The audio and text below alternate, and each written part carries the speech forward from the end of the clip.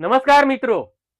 आज जैन धर्म के 24वें तीर्थंकर और जिसने पूरे विश्व को अहिंसा परमो धर्म का मैसेज दिया, संदेश दिया, ऐसे महावीर स्वामी का जन्मदिन है। आज महावीर जयंती है। महावीर जयंती के दिन सभी देशवासियों को और सभी जैन भाई बंधु को मेरा जय जिनेन्द्र। आज गुजरात के अंदर एक बहुत बड़ी घटना हो गई और ये जो घटना हुई वो घटना के बारे में आज मैं आपके सामने चर्चा करने जा रहा हूं। ये गुजरात के अंदर कोबा विश्व प्रसिद्ध जैन देरासर और जैन तीर्थ है, जहां देश विदेशों से जैन लोग यहाँ आते हैं, दर्शन करते हैं और बहुत सारे लोग दूसरे धर्म के लोग भी आते हैं।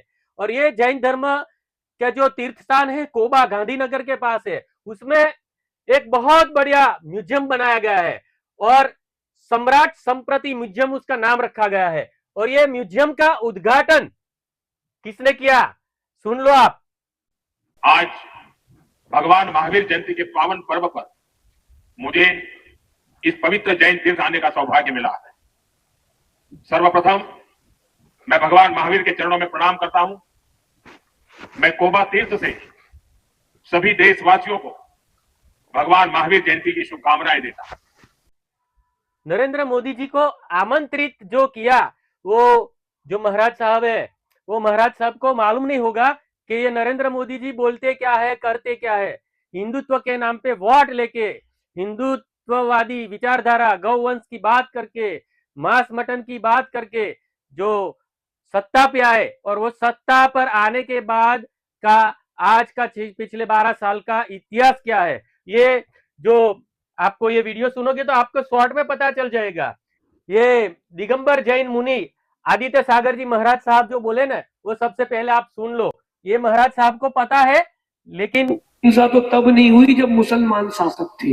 हर गली में एक नया नॉनवेज का रेस्टोरेंट है। इतना तो पहले नहीं था। जब अकबर का शासन था तब भी इतनी हिंसा नहीं थी। कैसे बकरे कटे हुए कहीं सामने नहीं मिलते। जब जलालुद्दीन अकबर का शासन था तब भादवे के पूरे महीने में कोई चीज हिंसा नहीं होती थी भारत के अंदर। मैं नहीं कह रहा हूँ, इतिहास उठा के देखो, उनके हाथ का ही फरमान है। हालांकि नहीं, जलालुद्दीन अकबर का फरमान, जब इतना बड़ा अकबर फरमान दे सकता है भादवे के महीने में, तो जब शासक हिंदू है तो क्या वो नहीं दे सकता फरमान? अभी तो 20 में टॉप पे आया है इंडिया, सेकंड पे आया है। अब धीरे धीरे सभी चीजों पे टॉप पे आएगा। मांस की बिक्री में, करप्शन में, हिंसा में, सब में टॉप पे आएगा। और आप जो वोट दे रहे हैं, एक हिस्सा आप सबके पास आएगा।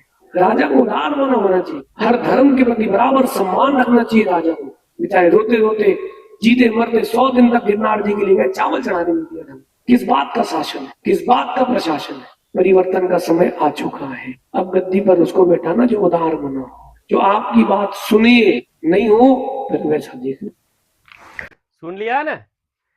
प्रणाम मुनि आदित्य सागर जी महाराज साहब को, जिसने पूरे देशवासियों को और जैन संप्रदाय को मैसेज दिया और साफ साफ शब्दों में बताया। ये मेरे पास एविडेंस भी है, हम हवाई बातें नहीं करते। ये महामानव का भाषण सुन लीजिए। आम करने में गर्व महसूस करते हैं। भाइयों बहनों, हमने हरित क्रांति सुना है, हमने श्वेत क्रांति सुना है। देश हरियाली क्रांति के लिए सज्ज हो। पहली हरियाली क्रांति हुई, दूसरी हरियाली क्रांति हो। श्वेत क्रांति की शुरुआत गुजरात से हुई, बेड़ा उठाया था भाइयों बहनों। लेकिन आज की दिल्ली की सरकार को न हरित क्रांति चाहिए, न श्वेत क्रांति चाहिए। उसका तो बेड़ा उठाया है पिंक रिवॉल्यूशन। पिंक रिवॉल्यूशन, आपको मालूम है पिंक रिवॉल्यूशन क्या है? जरा बताइए तो। मालूम है? मालूम है? यही तो इनका कमाल है, देश को अंधेरे में रख रहे हैं। और कांग्रेस पार्टी का एजेंडा है। क्या आप ऐसे लोगों का समर्थन करते हो जो पिंक रिवॉल्यूशन करना चाहते हैं? पिंक रिवॉल्यूशन का मतलब होता है वो इस देश में गुलाबी क्रांति करना चाहते हैं। और गुलाबी क्रांति का मतलब होता है जब पशु काटते हैं और उसका जो मांस का कलर होता है ना, इसको ये पिंक रिवॉल्यूशन कहते हैं। और उन्होंने बड़े गर्व से कहा कि पिछले वर्ष मटन एक्सपोर्ट करने में हिंदुस्तान ने सबसे ज्यादा कमाई की है। गांव के गांव सुन लिया महामानव को, क्या भाषण दिया, पिंक रिवॉल्यूशन और श्वेत क्रांति की बात करी, हरित क्रांति की बात की। लेकिन ये महाशय के समय में श्वेत क्रांति और हरित क्रांति नहीं हुई थी। जो हमारे गुजरात में अमूल डेयरी बना आणंद में, वो कांग्रेस के शासन में बना था। और हरित क्रांति जो भी हुई ना, वो भी ये महाशय के शासन में नहीं हुई थी। और ये महाशय के शासन में सही में क्या क्रांति हुई, ये पिंक रिवॉल्यूशन लाने वाले, जो हिंदू के वोट लेके हिंदुत्व के नाम पे चुनाव जीत के 2-2, 3-3 बार पूरे हिंदुस्तान के हिंदू धर्म के लोगों के साथ गद्दारी की है।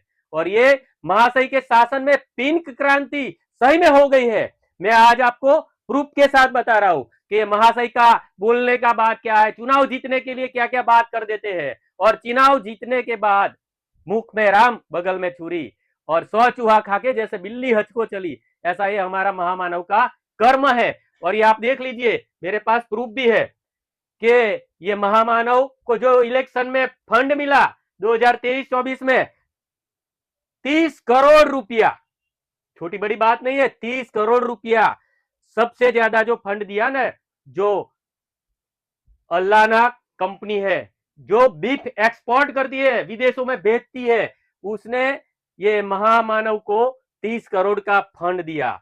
और ये इलेक्टोरल बॉन्ड के द्वारा ऑफिशियल फंड दिया गया है। इलेक्टोरल बॉन्ड जो देते हैं वो लीगली कर दिया ये साहब ने, और पूर्व चीफ जस्टिस डीवाई चंद्रचूड़ साहब ने उसको इलीगल करार किया था। फिर भी ये लोग पार्लियामेंट में बहुमत के जोर से इसको लीगलाइज कर चुके हैं। दोस्तों, ये जो कंपनी है, ये अलाना कंपनी, इसका फोटो भी है, देख लो। ये सब जो मायाजाल है ना, ये बैलेट पेपर से चुनाव नहीं होता है ना, इसलिए ये सब होता है। दोस्तों, ये कैलकुलेशन भी मैं आज आपको दिखाने जा रहा हूं, हवा हवाई बात नहीं, विथ एविडेंस, विथ प्रूफ। आप देख लीजिए, जो यूपीए शासन था, महामानव की सरकार नहीं थी, मनमोहन जी प्रधानमंत्री थे हमारे देश के, जो बहुत सारा काम करके गए।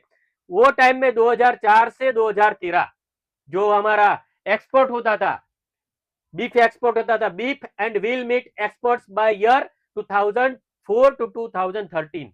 ये जो व्हील का मतलब होता है, जो बछड़े होते हैं, गौवंश के बछड़े होते हैं, उसका जो भी होता है पशु, वो सब की हत्या होती है। तो 2004 में 492 मैट्रिक टन, मतलब 492 गुना 1000, इतना टन मीट एक्सपोर्ट हुआ था। 2005 में 593,000 मैट्रिक टन, और ये सब आप देख लीजिए, 2012 में 1409,000 मैट्रिक टन, और 2013 में 1723,000 मैट्रिक टन। उसका टोटल लगाओ तो 8,893 मैट्रिक टन जो बीफ है हमारे देश से विदेशों में एक्सपोर्ट होता था 2004 से 2013 तक, मनमोहन जी की सरकार के टाइम।